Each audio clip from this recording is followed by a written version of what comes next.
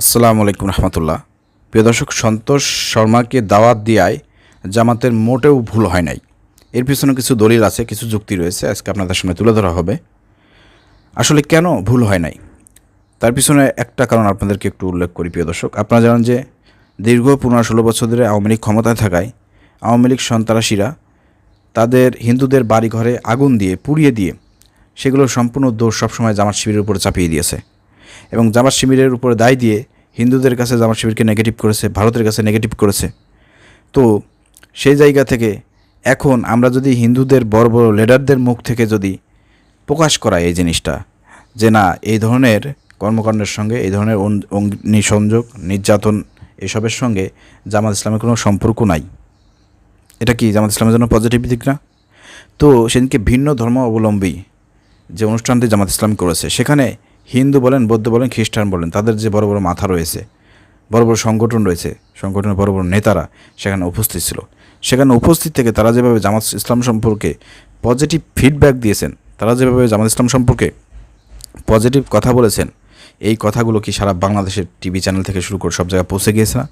হিন্দু, বৌদ্ধ, খ্রিস্টান লোকজন কি তারা শুনতেছে না যে আসলে এতদিন আওয়ামী লীগ যেভাবে আমাদেরকে বুঝিয়েছে জামাত শিবির অগ্নিসংযোগ করেছে, বাড়ি দখল করেছে, আপনার আগুন দিয়েছে, এই করেছে, সেই করেছে, এগুলো কি সব মিথ্যা প্রমাণিত হয়েছে না? হিন্দুদের কাছে জামাত ইসলাম কি পজিটিভ রূপে কি ফিরে এসেছে না? হিন্দুরা কি জামাত ইসলামকে পজিটিভভাবে দেখতেছে না?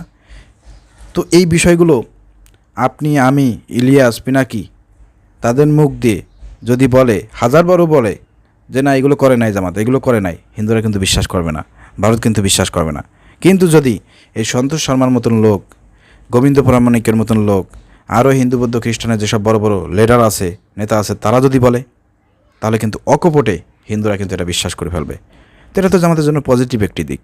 যেহেতু বাংলাদেশ একটি জামাত ইসলাম একটি নিয়মতান্ত্রিক এবং গণতান্ত্রিক রাজনৈতিক দল, এদেশে তারা রাজনীতি করবে, সবারই ভোট দরকার। আল্লামা দেলোয়ার হোসেন সাঈদী, তার এলাকায় হিন্দু অধ্যুষিত এলাকা, সেখানে হিন্দুদের মন জয় করে আল্লামা দেলোয়ার হোসেন সাঈদী 2-3 বার সেখানে এমপি হয়েছেন। কীভাবে হয়েছেন?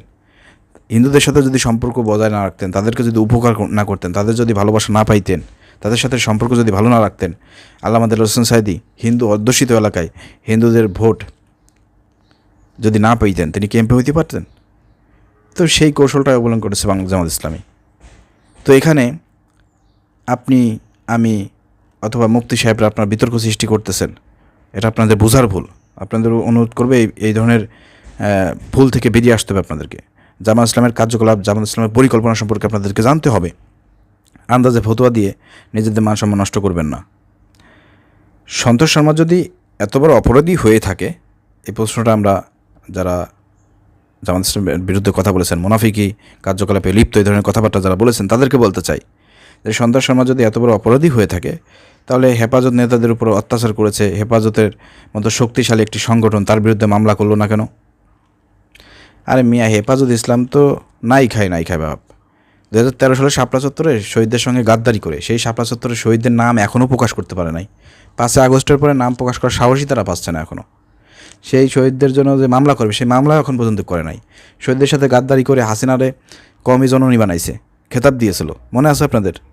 এরপরে ওই ভারত বিরোধী আন্দোলনের কারণে তাদের নেতাদেরকে গ্রেপ্তার করেছে।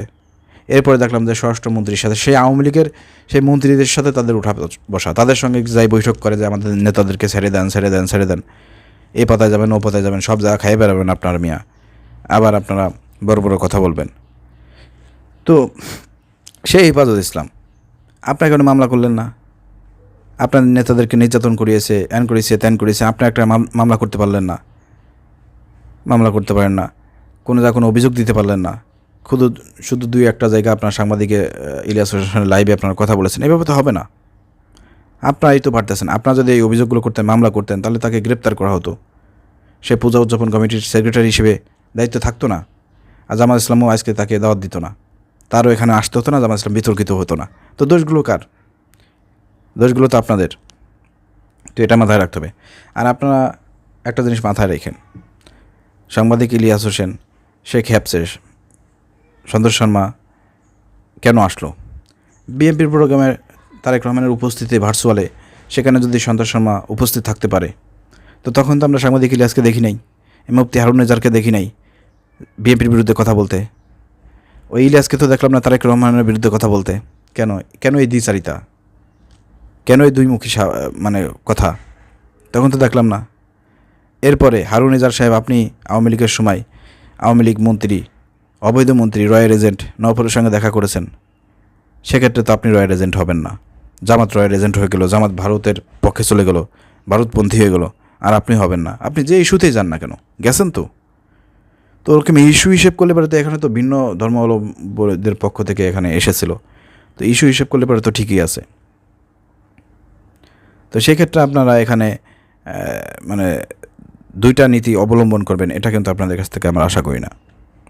তো প্রিয় দর্শক, সবশেষে আমাদের কাছে সব যুক্তি প্রমাণ আছে যে যেটা করতেছে এটা আসলে একটা তাদের মিশন, জামাত ইসলামকে হেয় প্রতিপন্ন করা। জামাত ইসলাম যেহেতু আগামীতে ক্ষমতা আসবে এরকম একটা অবস্থা বাংলাদেশে তৈরি হয়েছে, অতএব এখানে হয়তো এসব দালাল চক্র টাকা পয়সা খেয়ে তারা ভারতের হয়ে কাজ করতেছে অথবা বিএনপির হয়ে কাজ করতেছে, এটা সবার কাছে স্পষ্ট। আর যেহেতু সন্তোষ শর্মা সঙ্গে বিএনপির একটা সম্পর্ক রয়েছে, বিএনপির প্রোগ্রামে গিয়েছে, আমরা গত কয়েকদিন আগে দেখলাম যে এই হেফাজত ইসলাম তারা বিএনপির সাথে যে বৈঠক করতেছে। কি আপনাদের লজ্জা করে না যে সন্তোষ শর্মা আপনাদেরকে নির্যাতন করিয়েছে, সেই সন্তোষ শর্মাকে বিএনপি তাদের অনুষ্ঠানে দাওয়াত করে নিয়ে বক্তব্য দিয়েছে, সেই বিএনপির সাথে আপনারা যাই আবার বৈঠক করেন? লজ্জা করেন আপনাদের?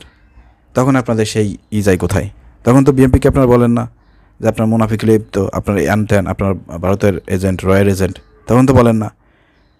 জামাত ভিন্ন ধর্মাবলম্বীদেরকে নিয়ে একটা অনুষ্ঠান করেছে, সেখানে পূজা উদযাপন কমিটির লোক হিসেবে দাওয়াত পেয়েছে, এখানে আসাতে আপনাদের চুলকানি বেরিয়ে গিয়েছে, কিন্তু অন্য ক্ষেত্রে আপনাদের চুলকানি নাই। অতএব আপনাদের এখানে একটা উদ্দেশ্য আছে, লক্ষ্য আছে, আপনাদের একটা ষড়যন্ত্র রয়েছে। এই ষড়যন্ত্রের বিরুদ্ধে দেশের জনগণকে বলবো আপনারা সজাগ দৃষ্টি রাখেন, সব ষড়যন্ত্রকে দুমড়ে মুচড়ে দিয়ে এদেশে ইসলাম প্রতিষ্ঠার জন্য বাংলাদেশ জামাত ইসলামের সঙ্গে কাজ করার আহ্বান জানাচ্ছি।